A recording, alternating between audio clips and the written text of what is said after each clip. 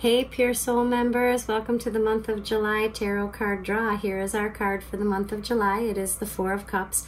I want to talk about certain elements of this card and the Suit of Cups just to give you an idea of what we should be focused on for our tarot card interpretation this month and how to go about experiencing this guidance this month.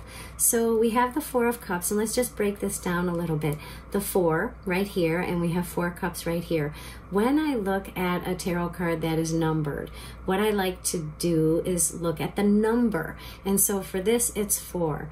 And 4 is a significant number. When I look at it, it always reminds me of the fourth chakra in either direction. So from the root chakra is chakra number 1, the sacral chakra is chakra number 2, the third chakra is our solar plexus, that's in our stomach, our fourth chakra up is our heart chakra. Now it's important in this context for the way that I am interpreting the card this month. When I drew it, after I prayed about our members and what information would benefit them this month, this is the card I drew. So I want to say that the 4, since it stood out to me when I drew the card, is asking us to take a look at our heart chakra. All of our first impressions, they happen in our heart chakra. And when things happen to us when we're small children, we try to kind of fix it. If it wasn't a good thing, we want to fix it. If it was a good thing, we want to enhance it. We want more and more and more of it. Unfortunately, what happens is, since our first impressions sit in our heart chakra, as we grow up, we sometimes start to argue with those first impressions. So here's an example. If my dad kicked me out when I was a little girl, that puts an impression in my heart about abandonment. I could fast forward that impression 10 or 15 years. Now I'm 20, let's say, when that happens. So if my friend abandons me or leaves me hanging, the thing that is going to get triggered in me is the first impression of that emotion. And the first impression of that emotion was abandonment. So now that I'm 20, I am going to feel a trigger of abandonment, and that is going to cause my mind to go way deep into abandonment and not the actual situation with my friend. So the head, the brain, and the heart can kind of get twisted into a little argument that the brain says one thing but the heart says another thing. The Four of Cups is asking us to make sure that when we are making decisions in our life, that there's not a discrepancy between the brain and the heart, that they agree, that they both want the same thing. So it asks us to take a review of the current situation that we're talking about and making sure that both our head and our heart agree. If your head and your heart agree, that is the right thing to move forward on. If they don't agree, there's a reason they don't agree, and that's the thing that this tarot card asks us to take a look at. I also want to talk about this part right here where it looks like from the heavens outstretches a hand and it offers us something shiny and new, and this is a new reality coming our direction. This is a guidance. This is a path that we could potentially follow. And so we are noticing that in our life there is something being presented, some new reality, some new idea, some new focus. It's coming our direction and it will be presented to us. It doesn't appear that anything in this card says that we have to go chase this. It tells us that this is coming or it's here, and we're going to have a decision to make pretty soon. So this card asks us to look at the new realities being presented to us, and do we want to move forward on those signs to help us move forward. And so I want to move next then to this part of the card where it shows the character in the card. And the thing that I'm noticing about him is he looks like he's contemplating something. He looks like he's like deep in thought. He's not really paying attention to this offering that's coming for him. And it looks like the plans that he made in his life, the thing that he talked about and the thing that he wanted to manifest. And where do we get that? From the red shirt and the blue pants. The blue pants says we're communicating something because blue is the color of the throat chakra, and that is expression and communication. So it looks like at his root energy, in his lower energies, in his everyday, he tried to communicate something or tried to express something about what he wanted to do, about what decisions he was going to make, or some effort that he was going to participate in. But it doesn't look like it ever came to fruition because the red stays in his shirt.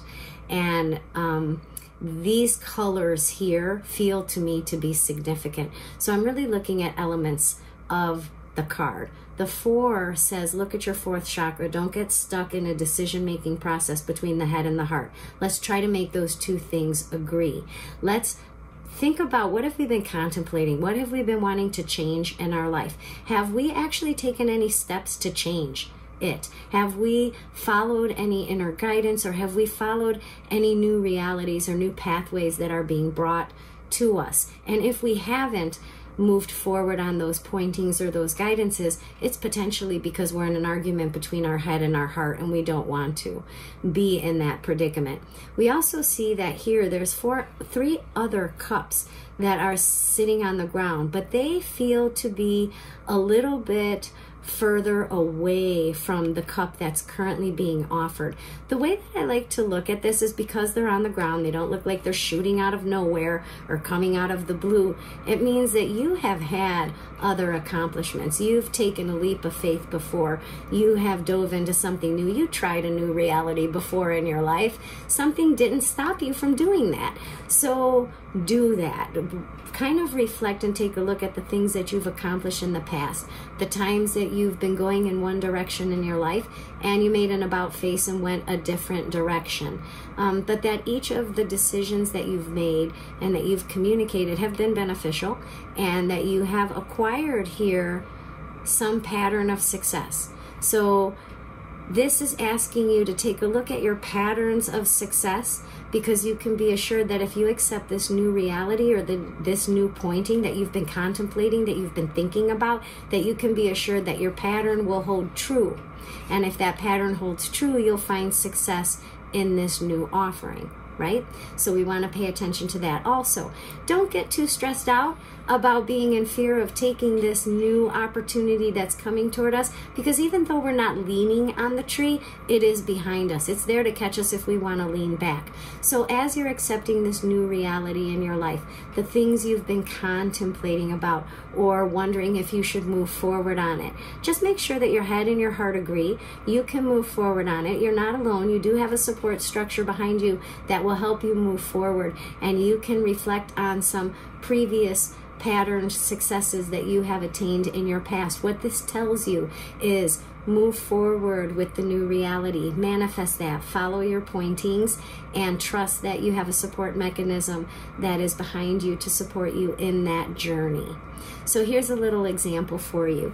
I have a friend whose daughter is getting ready to go to college, and she's in between 2 or 3 different opportunities that she could decide what she wants to study in.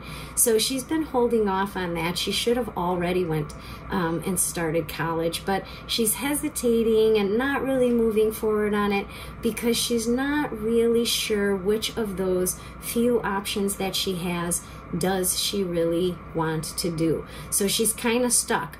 Part of her head wants her to do this career, but yet her heart wants her to do this career, and then there's this other thing she could do. So she's really trying to work out this thing that she's been contemplating, how to come to a decision with that, and she's a little confused between the head and the heart, not sure how that's gonna play out. And since she has these different opportunities in her college, she has a few different opportunities. Like, she can go into languages. She learns languages so quickly.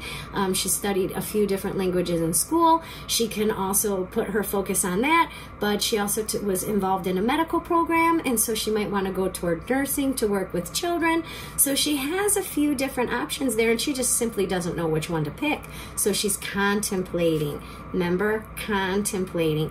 And she knows that she did good in all of those 3 previous experiences. She took a bunch of languages in school, was part of a community outreach program. She also was in a medical thing. So see, she has these previous successes in her contemplation of what she wants to do.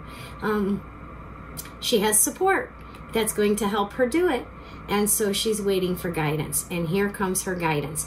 She actually did get a letter from one of the colleges that she was thinking about, and they offered her a very good scholarship toward one of the paths that of those 3 that she wanted to take.